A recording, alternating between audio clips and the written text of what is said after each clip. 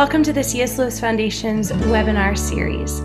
This is our third season, and we've chatted with some wonderful guests. If you would like to go back and watch some of our previous material, you can access that on our YouTube channel, as well as some of our in-person lectures from previous conferences.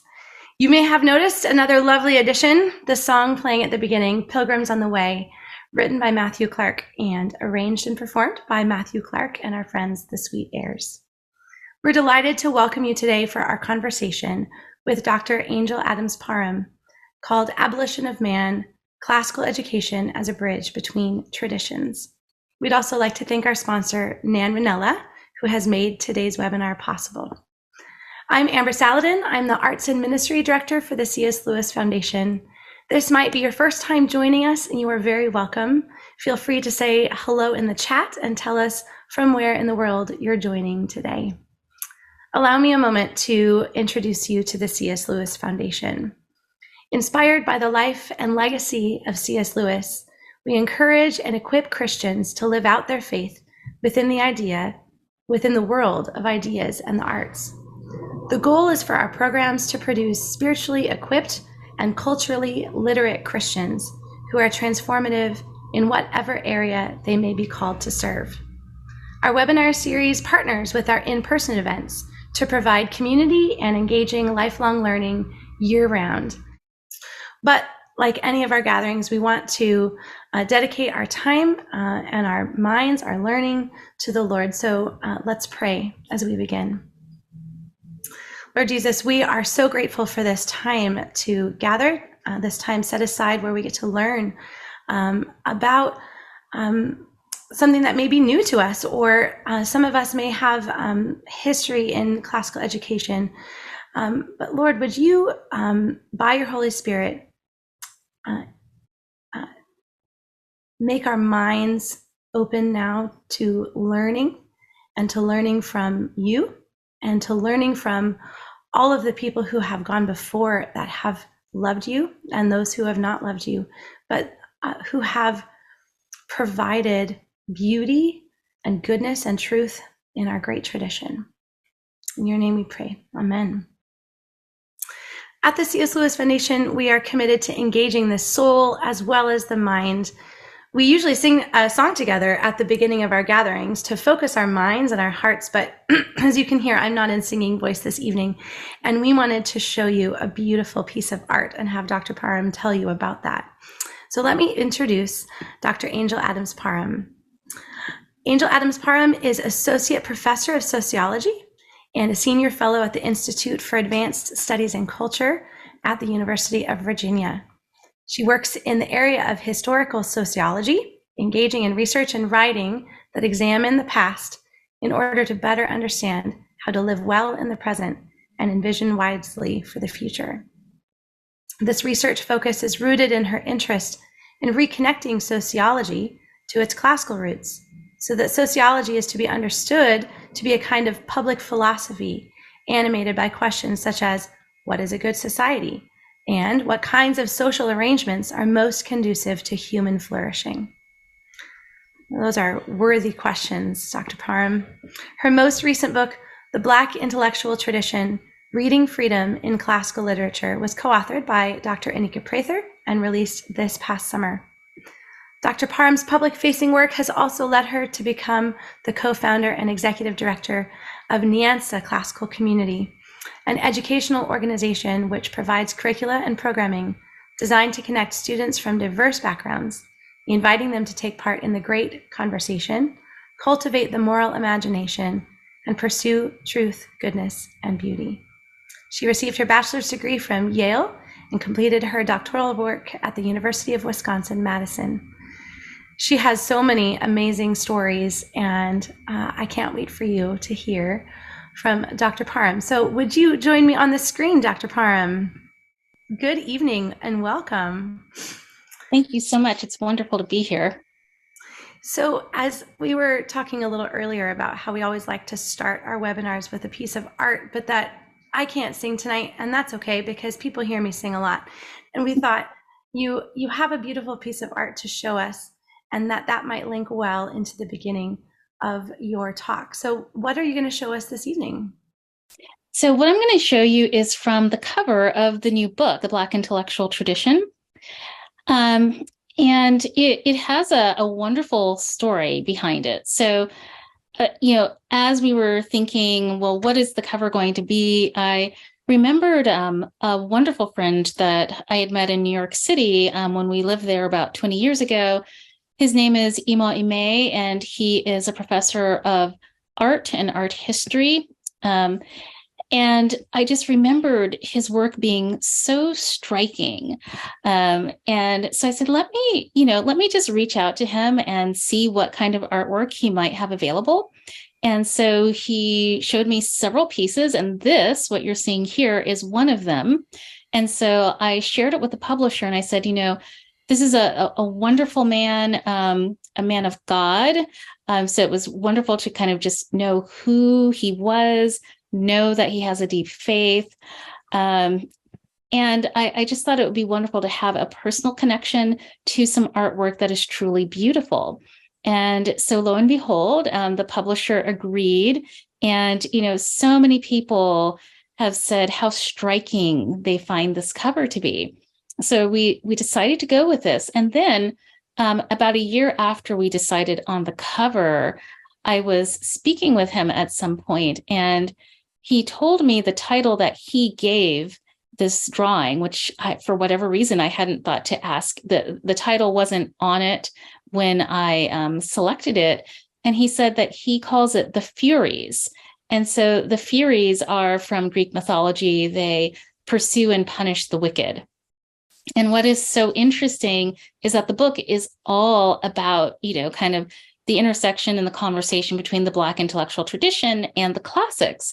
So it was just truly wonderful that he said this was a time, I think it was maybe about 30 years ago that he did this piece. And it was a time that he was thinking about the classics. He was kind of working through some of his own ideas of the classics.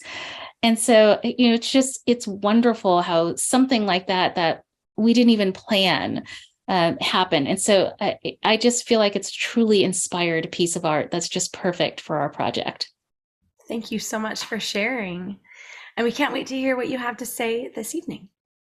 All right. So it is my pleasure to bring you some discussion about abolition of man and classical education. So I want to start out by taking you on a visit to my college classroom. And this will all connect in the end, I think, very perfectly.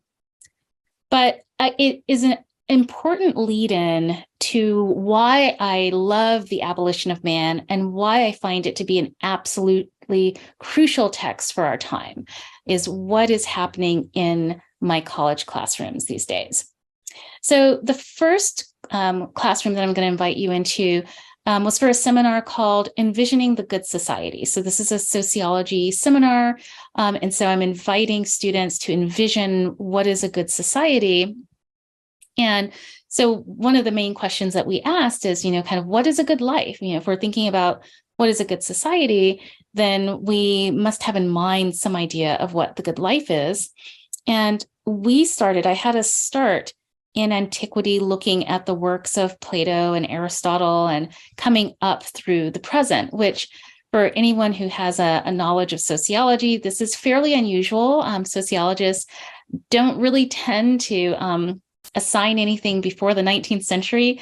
But for many reasons, I think that it's absolutely crucial to go back much further and to ask these big questions about what is the good life, what is the good society. And so for this seminar, Envisioning the Good Society, we start out early on asking about what is the good life? And so I asked my students, as we're just getting into these readings, reading some Plato and some Aristotle, and I say, these authors have some pretty clear ideas of what a good life is. And I said, what do you think about that? And they said, well, I don't think we can really say definitively what a good life is, right? Because everyone has their own perception of what a good life is. And I can't really tell anyone, that they're not leading a good life, or I can't determine for anyone else what a good life is.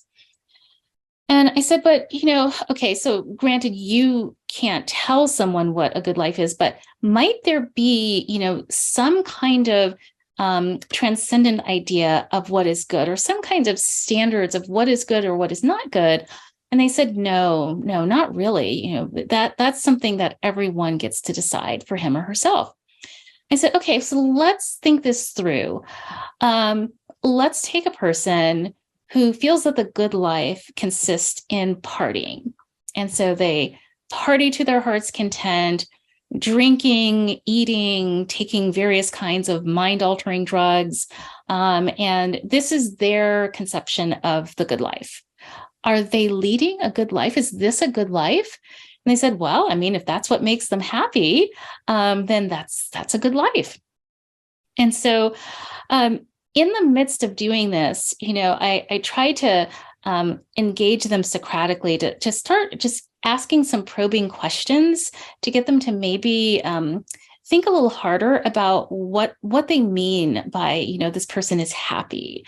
I said, if they are doing all of this partying and, taking things to alter their mind, substances, might there be something behind that suggests some kind of lack or, something that is really concerning them that maybe they're trying to cover up for? Like, is this really a good life? As we kept getting more into it, they started to say, maybe there is something else going on. Maybe what a person thinks is a good life, or maybe what they're doing is not the best thing for them, and maybe they're not really happy. And so we got into these larger discussions of what is happiness. And so it gave me a chance to kind of push them just a little bit on that idea. So the next example is from another class where I was talking about Antigone.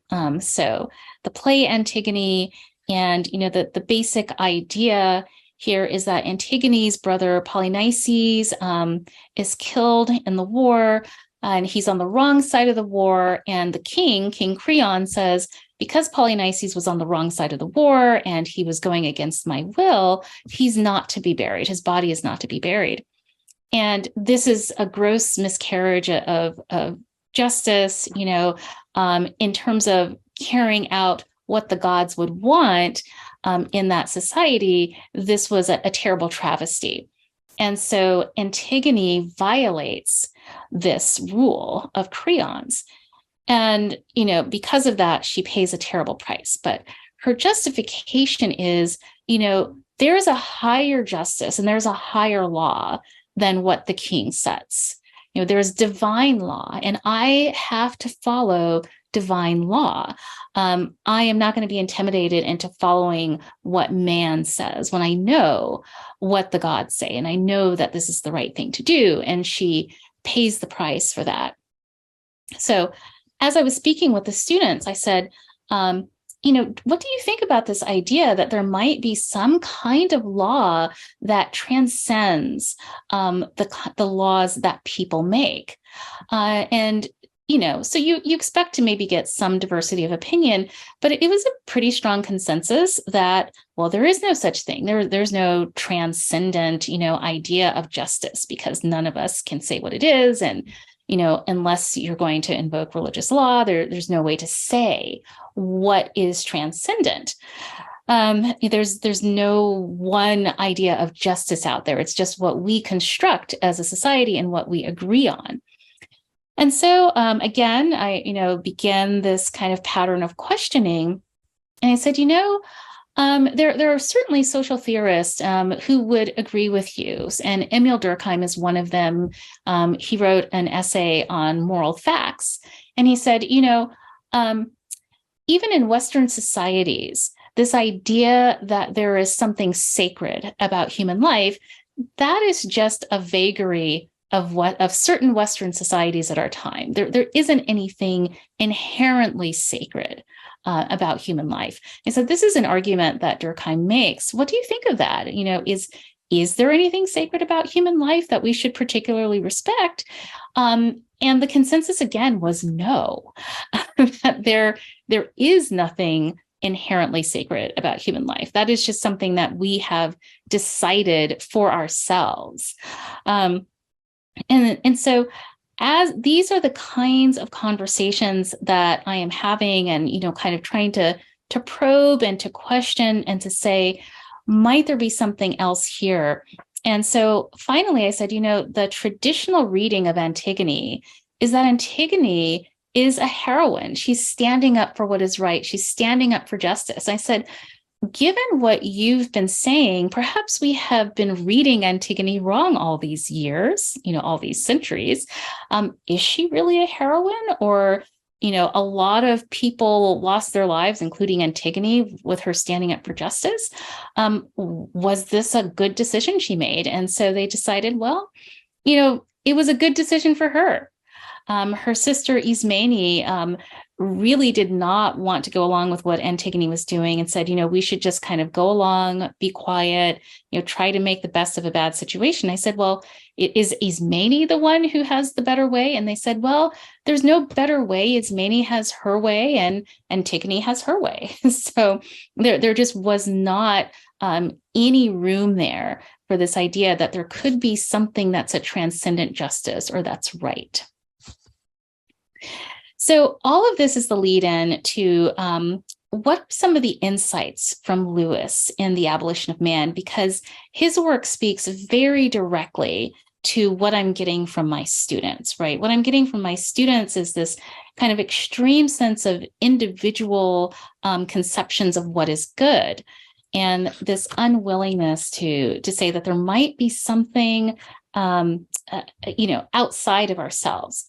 So I wanted to just highlight some key aspects of Lewis's argument that speak directly to what I'm finding with my students. So the first principle is the idea that he has of bringing the self into conformity with the good or with what is good. He says, until quite modern times, all teachers and even all men believe the universe to be such that certain emotional reactions on our part could be either congruous or incongruous to it, believed, in fact, that objects could merit our approval or disapproval, our reverence or our contempt. And so this brings us outside of ourselves to say that there is something larger than ourselves that is inherently good or not good, and we should order ourselves according to that. He then draws on St. Augustine and on Aristotle with this idea of ordering our affections. So St. Augustine defines virtue as ordo amores, the ordinate condition of the affections in which every object is accorded that kind of degree of love which is appropriate to it. Aristotle says that the aim of education is to make the people like and dislike what he ought. Plato before him said the same. Right? The little human animal will not at first have the right responses, and so we have to shape our affections correctly. And what I'm getting from my students is there isn't any correct way to shape what is good or what is not good, what we should like and what we should not like. Next, Lewis brings out this idea that there is moral continuity across traditions. And this is a really central part of his argument, that this conception that there's continuity. Of course, there are differences in traditions, but for the most part, what he argues is that there's some remarkable conformity across traditions of what is good. So this conception in all its forms, Platonic, Aristotelian, Stoic, Christian, and Oriental alike, I shall henceforth refer to for brevity simply as the Tao. And so he uses this idea of the Tao to say, all of this ancient knowledge in these different traditions comes together with remarkable agreement on many of the things that we question. What is justice? What is a good life? What is virtue? So all of those questions that I was pushing my students on, part of their concern is, well, we can't all agree, and so it has to be something individual. Well, what Lewis is arguing is precisely the opposite, that if you look at these major traditions, they're quite different, but they're remarkably similar in terms of coming together in many moral questions. Then he also talks about this idea of men without chest. So he says, we were told it all long ago by Plato. As the king governs by his executive, so reason and man must rule the mere appetites by means of the spirited element. The head rules the belly through the chest, the seat of magnanimity, of emotions organized by trained habit into stable sentiments. So this draws on Plato's idea of the tripartite soul, that there are kind of three parts of us that are sometimes in contention with each other, and our reason is supposed to govern. So you don't want to give in to the appetites of the flesh, right?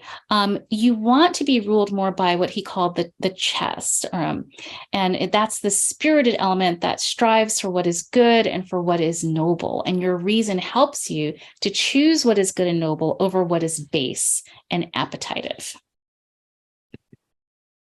And then finally, and this is also very, very important, and I think an area where many students today say, well, we can't have any agreement because, first of all, we have different traditions.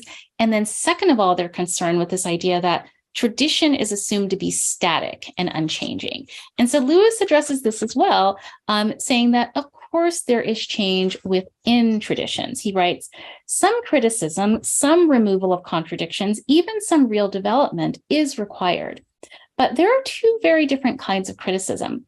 It is the difference between alteration from within and alteration from without, between the organic and the surgical. And so, of course, Lewis is for the organic. That is change that comes from within, where there is an understanding over time that, well, maybe some of the things that we used to do are not so healthy or not so good. And through good practice and moral reflection, we agree that this is something that needs to go. And so that would be organic change. Whereas the surgical change is just a very blunt lopping off. We don't want to be bothered with the past. The past is holding us back. Let's just cut it off and focus on the here and now and the future.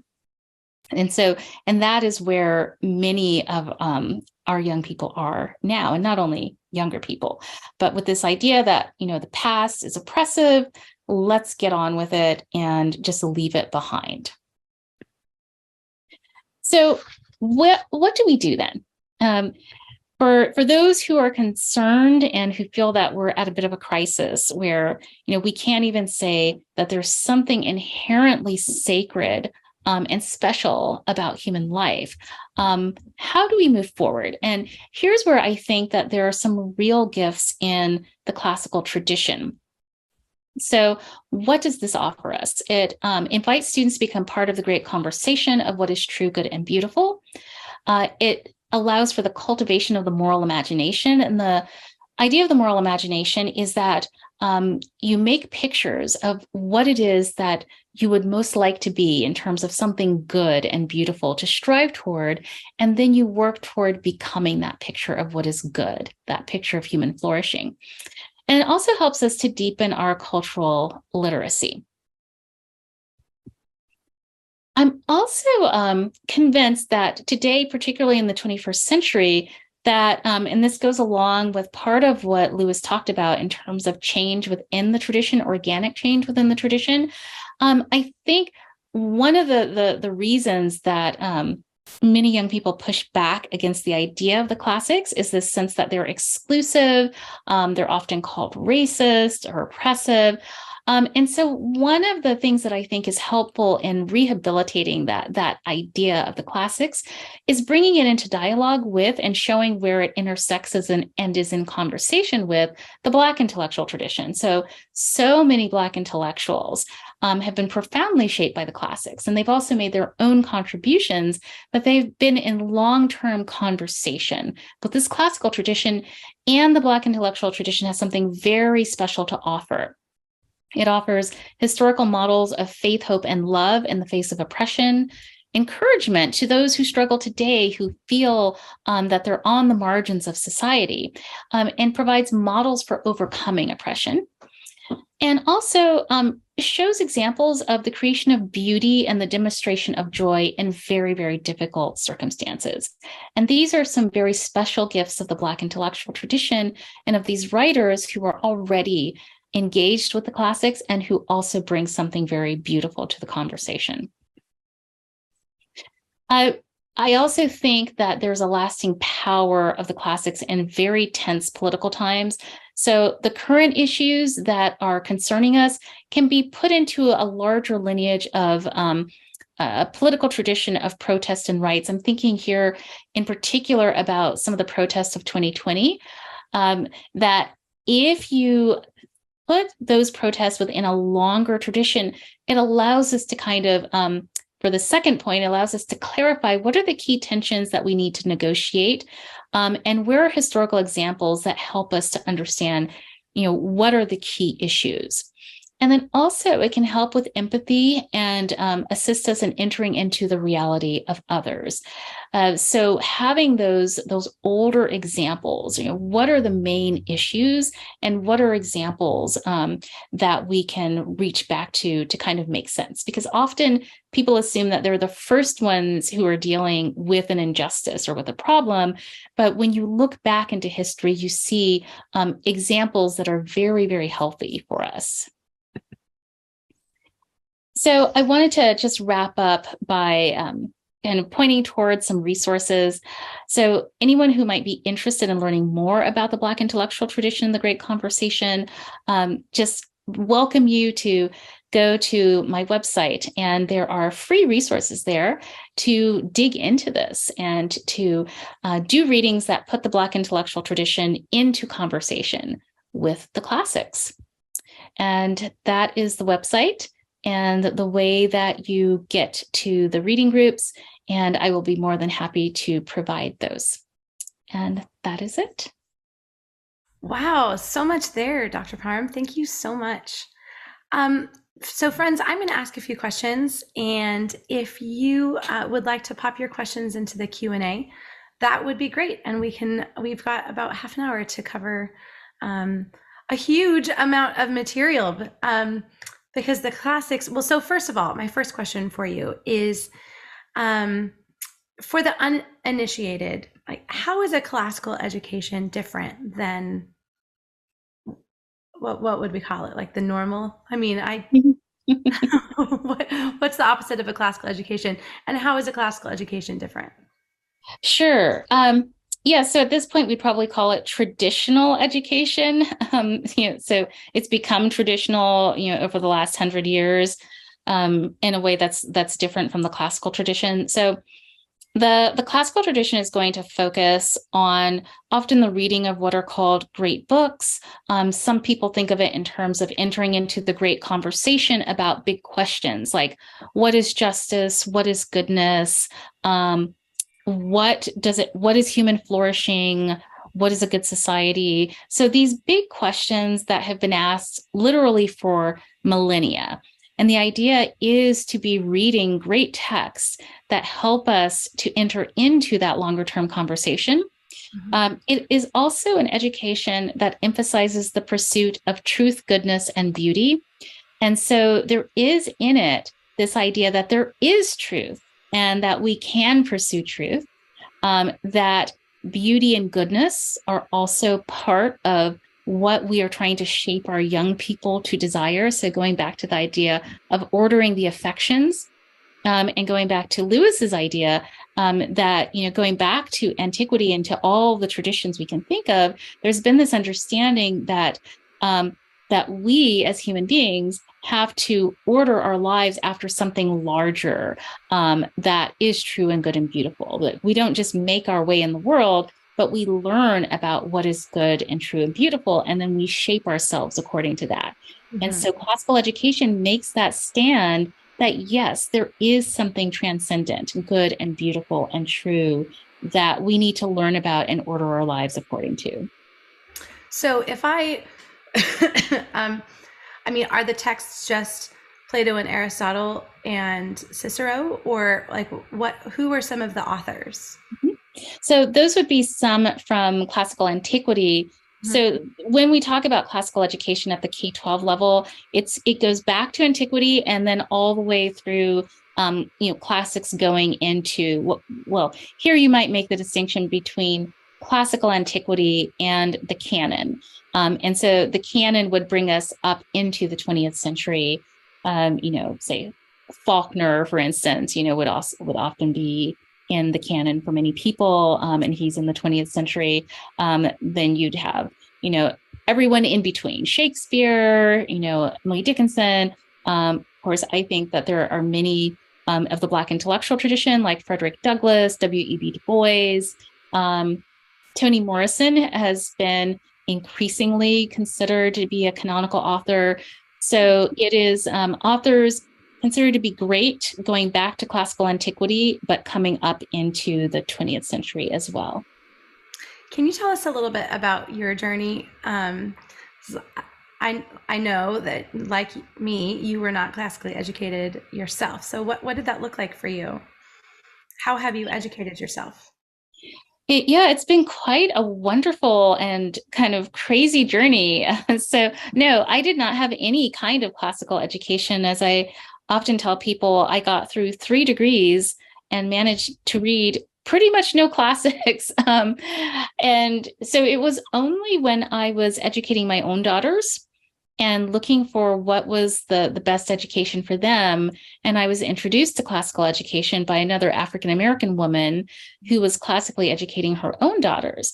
And that is where I really began to get my own classical education. And this happens for a lot of parents who are classically educating their children or sending their kids to classical schools, is that they start to get their own classical education. So my first reading of Homer was a children's version of Homer. And I started from there and read, more sophisticated translations from there. I began to seek out seminars by other professors who were putting together great, 8-week seminars or 10-week seminars in philosophy and religious studies or theology and literature. And it's, and I continue to do that, just continue to seek out good places to get this kind of beautiful reading. That's wonderful. So if I'm a person who is not classically educated and I don't have the excuse that I have children at home that need to be educated, can you give me a couple places to start? Like what are a couple books that I can buy just to get going? Right. Yeah. Well, one of my favorites, and I think pretty approachable in terms of reading, is Plato's Republic. It is just a feast of a book. And I know people think Plato, oh my goodness, it's going to be so hard. It's not. It is, Plato, Aristotle might be a hard place to start. But Plato and Plato's Republic, I would say just take it slow. He starts out with these great questions, like what is justice? Can we know what justice is? And he asks these questions over and over again. And it's very easy to follow. And it just kind of paints this world for you with just thought experiments. Many people have probably heard of the allegory of the cave, which comes out of Plato's Republic.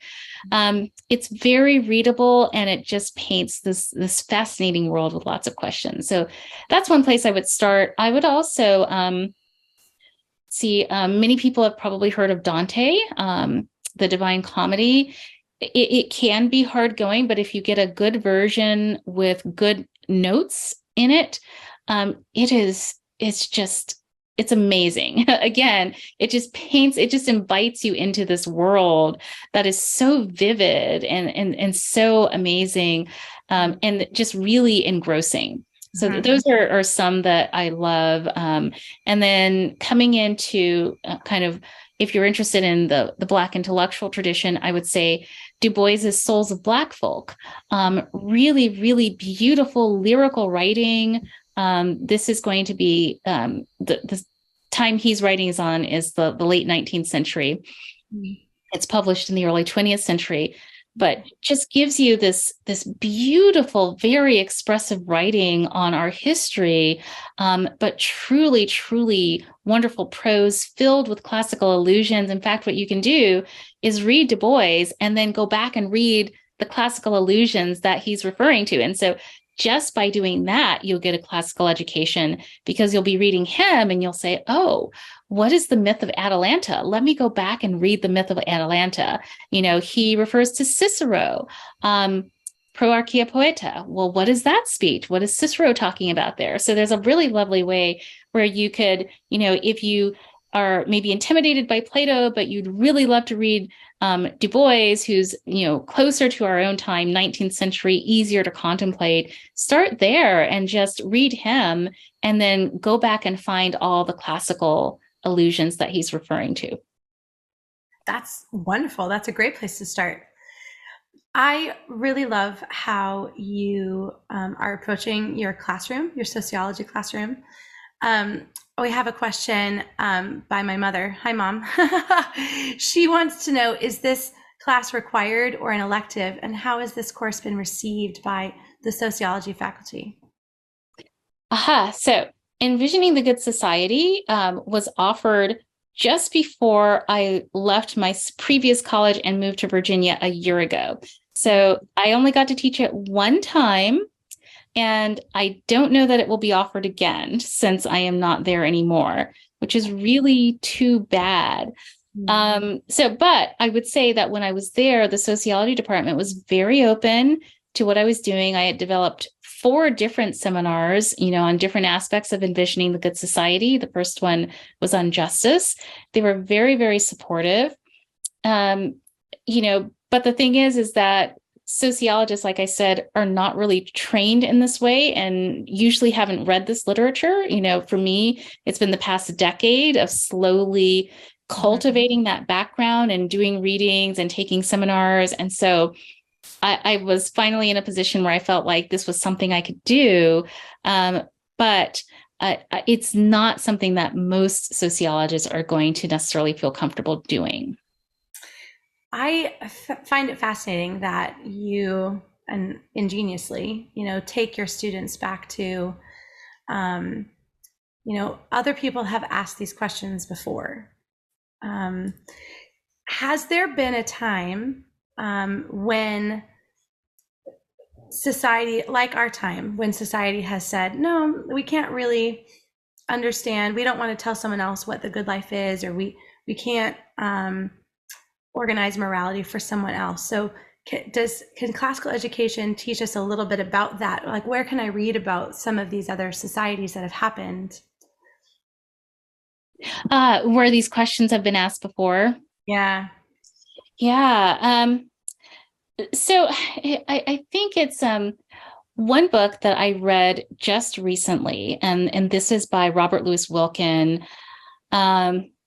who is a professor here at UVA for a very long time, is a book called Remembering the Christian Past. And I was so grateful that I was asked to read this for a group whose retreat I went to a couple weeks ago. And so what he does there, it's a series of short essays. And the first essay, I can't remember offhand the exact title of the essay, but it was basically an essay about the issue of relativism in the ancient world. And so it was where he starts out by saying, he's writing in the 20th century, he says, many Christians are afraid to take a stand, because there is this pushback that, well, we're in the 20th century. You can't just say that there's one truth. We've been through the Enlightenment and so on and so forth. And he says, well, actually, if you go back to the early Christians in the ancient world, the early Christians had to answer the same accusations. So those who were not Christian, who were often called pagans at the time, not in a derogatory way, just in a way to make distinctions. So pagan philosophers said the same thing. They said, you guys can't, what? You can't say there's one truth and one way. There are all kinds of ways and all kinds of gods.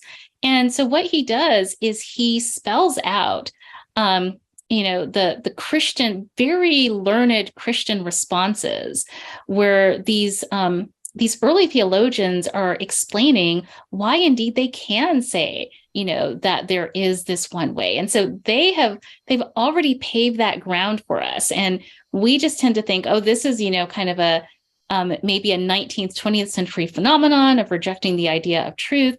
But in fact, it goes back for millennia. And others have already come up with outstanding responses. And so it's really helpful for us to study those responses as believers. Mm-hmm. Mm-hmm. That's really helpful. Sometimes I feel like, or we feel like, no one's ever experienced this before, or we're entering into something brand new. And yet by studying history, and specifically the canon, like you said, that we can come across ways of living our life today that people have walked this path before. It's exactly. Really encouraging. Exactly. Lisa Ross has a question for you. Hi, Lisa. Lisa says, hello and thank you. This is wonderful. I teach classical education to high schoolers. Well done, Lisa. And I run a small private satellite program as a private school. What are a few of the books that you feel are must-read books in classical ed for high school, especially with the hope of preparing for classical education in college? And there's one more question with that, but I'm going to let you answer this first. And she says, of course, they already read Plato's Republic and Aristotle. Mm-hmm, mm-hmm. That is a hard one. I absolutely have to read in high school. Well, you've already taken some of the ones that I would definitely say that you have to read in high school. So that is good. Gosh. So I guess what I'm going to say is particularly to prepare for some of the kind of pushback that they might get in college if they were to try to continue on the road to doing classical, kind of more classically influenced or great books education. The kind of pushback that they're likely to get is this pushback of it being exclusive or elitist or irrelevant. And so that's where I think it's particularly important to show high schoolers that this tradition is indeed relevant to many different kinds of people. And this is where I really advocate that kind of reading and dialogue between traditions. So for instance, so they already read Plato's Republic, which is awesome. I would definitely make sure that they also read writers like Frederick Douglass. So Frederick Douglass's narrative, particularly where he is learning how to read, he uses language that very much mirrors the allegory of the cave and the idea of, kind of having been a prisoner and then coming out of that prison and out of darkness into the light of literacy and of freedom. And so it gets at these deep ideas of what is the nature of freedom? What is the nature of education? What does it truly mean to be educated? Which I think is the kind of question that any kind of young person needs to ask. One of the reasons that I really like this reading, kind of across traditions, is because it emphasizes that these are questions and this is literature that is relevant to all people. It's not exclusive in terms of race, in terms of class, in terms of status in life. And I think when we don't assign writers from diverse backgrounds, it can very quickly sound like, when you get to college and someone says, oh, well, but those books are racist or those books are exclusive. And it's going to be very hard for them to defend against that if they haven't had this kind of introduction and they can just call off and say, well, no, in fact, I've read Douglass and I've read Du Bois and I've read Phyllis Wheatley. Wheatley is a really important one to me because she was really there at the beginning of the American Revolution. And she's wonderful to teach with. She had a letter exchange with George Washington. She wrote to him. She wrote a poem for him. He wrote back to her, so that kind of thing where you are showing, you are equipping your students to say, this is absolutely relevant. All people, there are universals here that are at stake, that are very, very important. And I know this classical tradition, and I know many diverse people who have tapped into that tradition.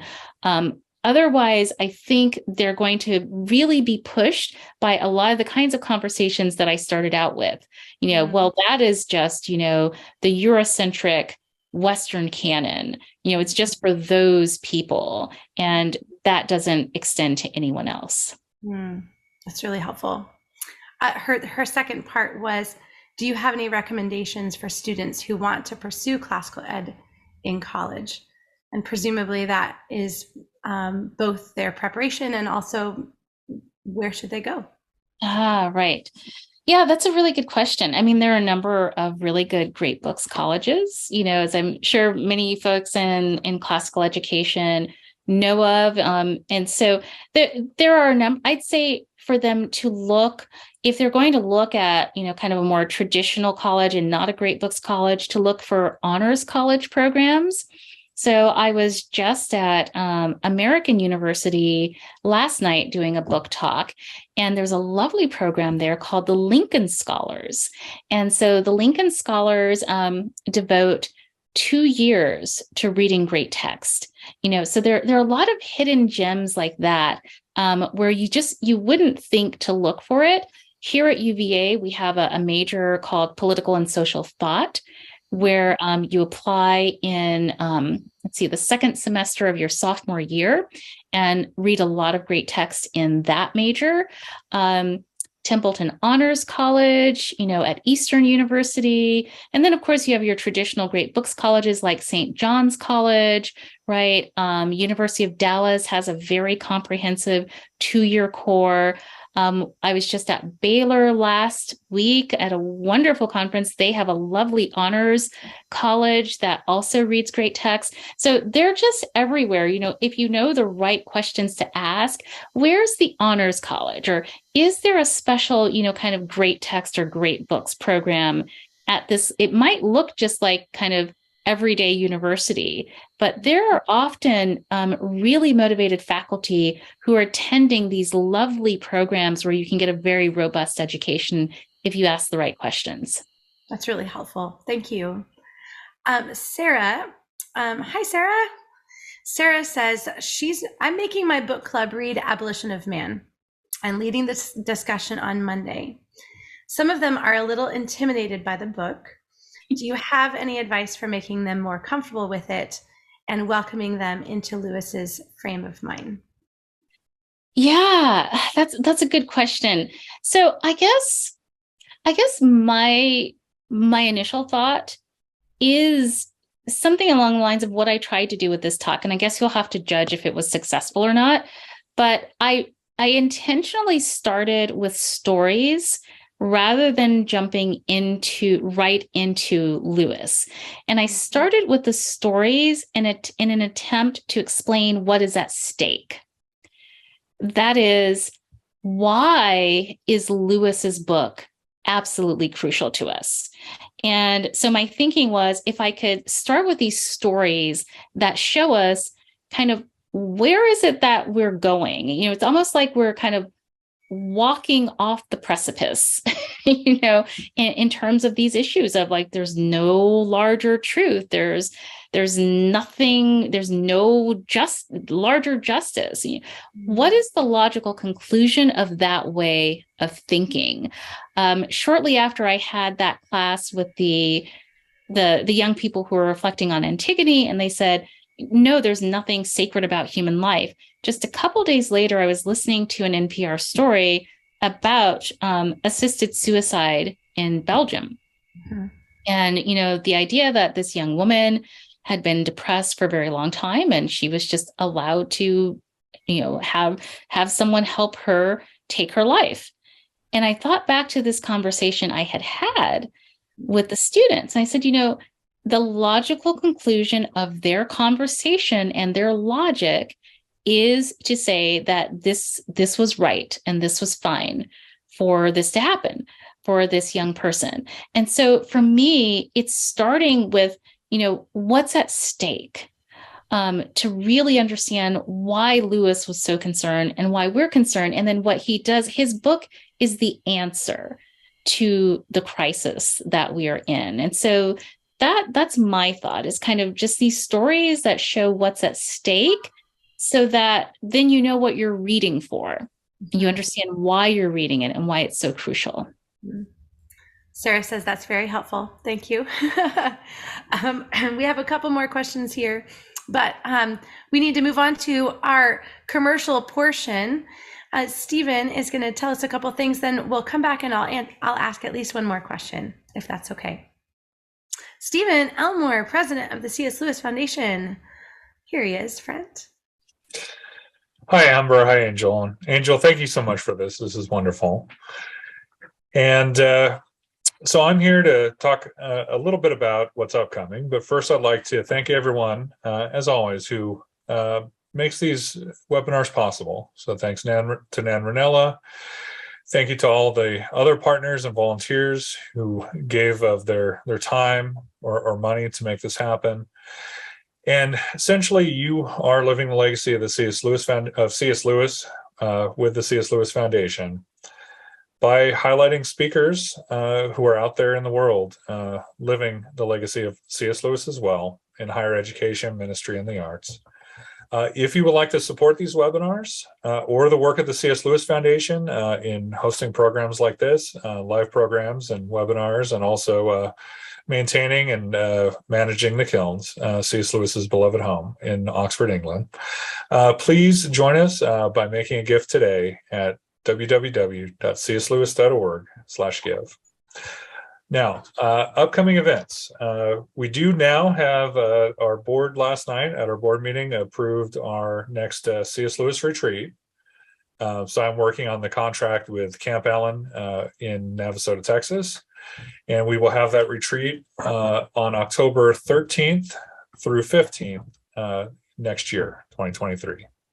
So we're excited about that. We're also working on a summer seminars program, which is a small group experience. It's part tour of Oxford and Lewis and Inkling sites, and part study with a Lewis scholar at the Kilns, at Lewis's home. And that happens over 2 different weeks, 15 people each week. It's a 1-week program. And that will most likely be next July. We're working on the dates and trying to figure that out. And we have a couple speakers we're talking to and working that out. So we're excited about the upcoming programs. We have other stuff coming in 2024 and 2025. And if you stick around for the discussion groups and want to ask me about that, you can. But there's nothing official yet. So just kind of things we're exploring. So in any case, thank you so much. We're excited to do this. I almost forgot to mention the next webinar. So we're not going to have a traditional webinar in December, but we are going to offer another online tour of the Kilns. And we have a couple other special things that we haven't offered on the tours before that we're kind of cooking up. But again, I can't announce that until they're confirmed. So stay tuned to your email inboxes. I guess I'm allowed to say stay tuned these days, even though we're in the internet age. So maybe it's not as accurate, but definitely check your emails. We'll announce that probably in the next few weeks. And we don't know the dates exactly in December yet. We're trying to work that out, given that there's an 8-hour time difference, and Saturdays aren't always the best in December for people. So we'll figure something out. All right. Thank you very much. And Amber, it's all yours again. Friends, if you haven't done a Kilns tour, Ty Rollins, our Kilns director, walks around with a GoPro and answers questions and tells you about all the rooms. So it really does feel almost like you're there. And the Kilns and England at Christmas is just magical. So as soon as you see that email come out from Stephen, save that date. Dr. Parham, we are running out of time, but I have one more question here for you from Esther. And I'm sorry, Ken, I'm not going to be able to get to your question tonight, but do come to our discussion group. Esther was a science student, and she said, I was surrounded by science and engineering students, many of whom have little interest in reading, and our school offers very little classical education. are there any ways beyond reading that may inspire them I'm assuming in this tradition? And she said, I often argue with them whether it is objective good, but they always find some reasons to refute. Is there a particular way that you can think of to engage a scientist in some of these ideas? Without reading? Well, good luck. That's okay. I haven't got that one before.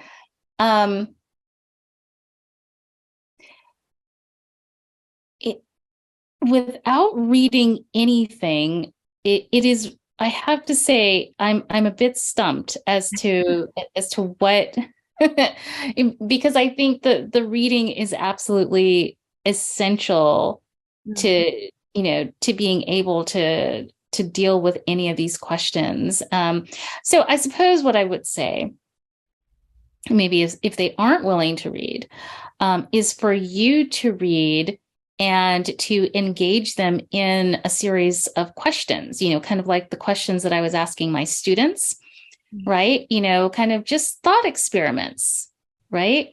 I think thought experiments can be really, really helpful. And I use thought experiments that take seriously the person's own argument and take it to its logical conclusion. Mm-hmm. And that is actually what Socrates does. He takes a person's utterance, which is concerning or erroneous, and he says, okay, let's start there, and let's take that to its logical conclusion. Mm-hmm. So do I understand you correctly that this is what you're saying? And quite often when you do that, when you take something to its logical conclusion, people start to, so let me give you an example. So I was speaking to my Envisioning the Good Society course, and I started out by saying, is inequality always bad? Is inequality always bad? And they said, yes, inequality is always bad. It's terrible. I said, really? Okay, so let's go with that. Inequality is always bad. So does that mean everyone should have exactly the same thing? And that despite whatever job a person has, they should be rewarded in the same way. And so we had some conversation around that. Well, all jobs are equally important. Okay. Now, if I decide to become a neurosurgeon and I take on the years of study and the expense, first of all, why should I take on the years of study and the expense if I'm going to be paid the same that I would if I didn't take on those years of experience, and expense. So there's no particular reason for me. There's no incentive for me. So I don't see why I should do it. I should just do something else that's going to take less time and be less expensive. I said, well, what do you think? If someone is not gifted at being a leader, would you want that person to be put over you as a leader? No, I really would not want that. Oh, well, so is it possible that people have different giftings and different callings? And, maybe some people should do one kind of thing and some should do another. And if you have more responsibility, maybe you are going to get more resources or, whatever it might be. So anyway, by the time we got to the end of that conversation, I said, okay, so let's recast the question. Is inequality always bad, or is it the question that it's not the inequality that's bad, but it is the circumstances by which people find themselves in different parts of an unequal society? That is, if it were random who ended up, at the top, the middle, or the bottom, and it wasn't tied to race or class or anything like that, it was really tied to, innate ability, interest, gifting. Maybe that wouldn't be such a bad thing, but the issue is not the inequality per se. It's how different kinds of people tend to end up in the same places over generations, despite their gifts and their potentials. And so that brought us to a whole different conversation, but kind of the knee-jerk reaction was inequality is just bad, right? So I'd say in the absence of, if your colleagues are not willing to read, then you're going to have to do even more reading, and have, kind of the basis for these thought experiments to kind of do some interesting Socratic questioning. Yeah, yeah. Well, our conversation tonight has been so wonderful. I've seen lots of things go through the chat of people saying, I wish you were my professor.